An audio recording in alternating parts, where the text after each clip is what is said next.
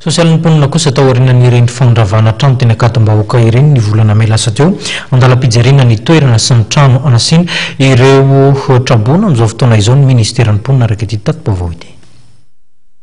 Mijery ny fomba ahafahana mamindra toerana ireo tokantrano ampolony maro tsy nanan-kialofana taoriana ny fandravana ny tranon'izy ireo nataon'ny orinasa Filatex teny Akatam-bahoaka ny volana May teo ny ministeran'ny mponina ny fiainana ara-tsosialy ary ny fampivoarana ny vehivavy. Jerena manokana amin'izany ny tany sy ny trano andraisana ireo trabona ireo hoy ny minisitra Leonard Joasy. Efa misy raha fanazavany ny fanatona ny tompony andraikitra Filatex ny ministera eo amin'ny fomba natanterahana izany.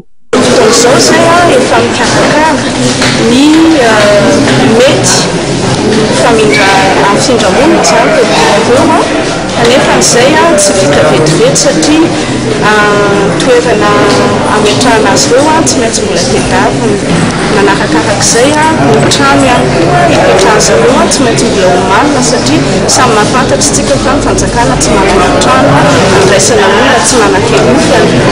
Izay rehetrarehetra izay zany no imasonay amin'izao fotoana izao manantena mino izay hoe tsy ela dia efa ho tanteraka ny vahaolana satria efa misy ny fiomanana arak'izay fa nahita tany izay efa manomana ihany koa ny fitaovana hanampenana trano ary ny toerana ametranan'ireo olona ireo mandra-pahavitany izay fanampenana trano izay efa eo am-panomanana azy koa izay sekoly moa izany no eritreretina amin'izany satria efa miditra amin'ny fotoana fialan-tsasatra tsika amin'izao fotoana izao.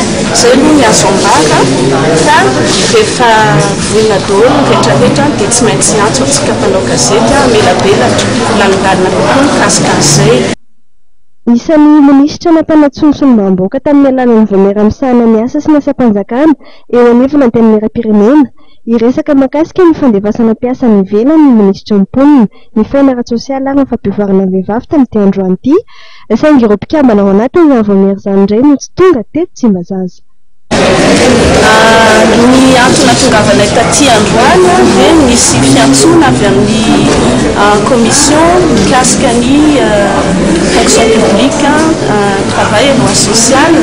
Ny antsoina zaroanay zany dia saika hiady-hevitra mikasika amin'ireny vehivavy izay miasa ny velany amin'ny tany arabo angamba fa izay ny ilazana azy amin'ny fomba tsotsotra. Amin'ny sivy moa fiantsoana nalefa taminay nefa ny hatramin'izao izany mbola tsy vory ny commission satria rehefa fanazavana nentin'ny zareo mbola maro ireo solombavam-bahoaka mbola niparitaka tamin'ny famonjena ny fetim-pirenena mbola tsy tapaverina eto an-toerana. Izay moa nametraka ny fahavononanay foana hiady-hevitra mikasika an'izany satria mbola tafiditra ihany koa amin'ny andraikitra napetraka aminay fitsinjovana ny vehivavy eny.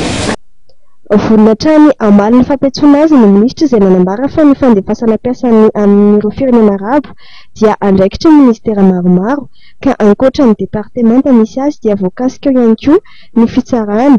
Ministera misana ny fifandraisana amin'ny ivelany, ny ministera miasa sy ny asa-panjakana ka ireo departemanta rehetra voakasika amin'ity raharaha ny tokony samy antsoina ifampidinika amin'ny voamera eo anivona ny teny miram-pirenena raha ny fanamariana.